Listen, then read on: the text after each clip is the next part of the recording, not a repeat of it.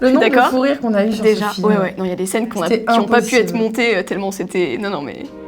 Il était une fois un petit monstre d'un autre univers. Elle lui dit « Mais tu n'es pas un monstre. Personne ne te connaît. » Qui brille au combat. En fait, Joséphine, quand elle était en train d'écrire le film, elle cherchait des noms pour ses personnages et tout ça. Et donc, elle a regardé la signification des personnages, des membres de sa famille, notamment Bertie, car sa vraie sœur s'appelle vraiment Bertie. Et en fait, la définition de Bertie, c'était celle qui brille au combat. Elle ne le savait pas. Et donc, voilà, ça lui a semblé évident d'enlever celle et de mettre juste qui brille au combat comme titre. Comment ils font tes parents avec ta sœur? Entre eux, ils ont plus de vie, non? Et moi, tu te demandes pas comment je fais? Elle peut mourir d'une seconde à l'autre et on se débrouille avec ça.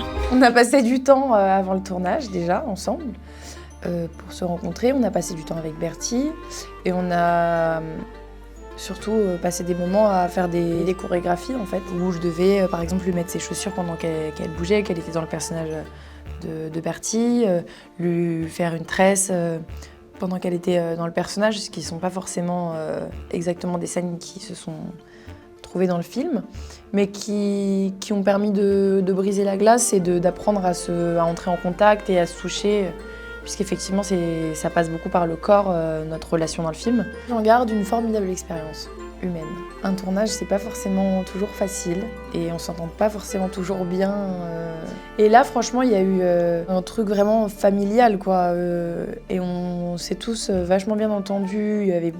C'était très doux. Non, franchement, je me rappellerai de ce tournage.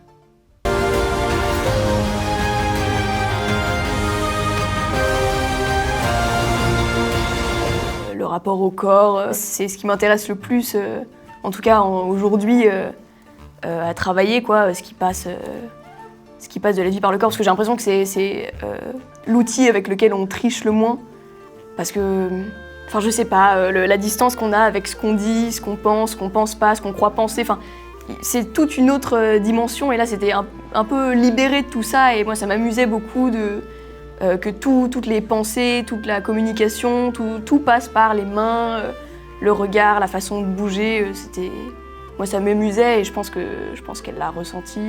Notre vie, en fait, c'est juste s'occuper d'elle. Je lui parle, elle me répond jamais. Je la prends dans mes bras, elle ressent rien. Je me dis que même la mort, ça lui fera pas mal.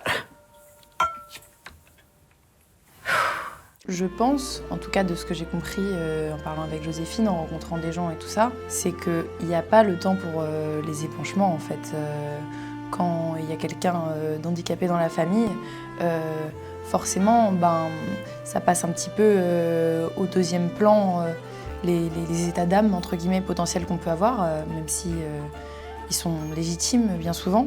Et je pense que c'était important de ne pas en faire un personnage cliché de l'adolescent qui gueule sur ses parents. Parce qu'en fait, il n'y a pas le temps pour ça quand il y a une personne comme Bertie dans la famille, parce que toute l'attention et les efforts sont concentrés sur elle. Et donc ça serait juste... il n'y a pas le temps, quoi, c'est pas possible. Donc elle ne peut pas se le permettre. Donc voilà, elle est un peu obligée d'être dans le droit chemin.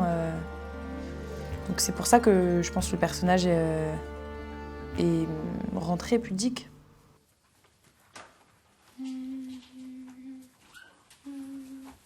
Ça m'embête un peu. Ouais, moi aussi. Toi aussi. Je pense qu'on pense à la même. Oui. Je suis obligée de le dire, franchement. On a eu une question aujourd'hui, c'était quelle est la meilleure décision que vous ayez prise dans votre vie? T'en as pas et de toute façon tu dirais pas, donc t'es là. Ouais, c'est un ça. mensonge. Attends, une bonne décision, c'est dur de répondre.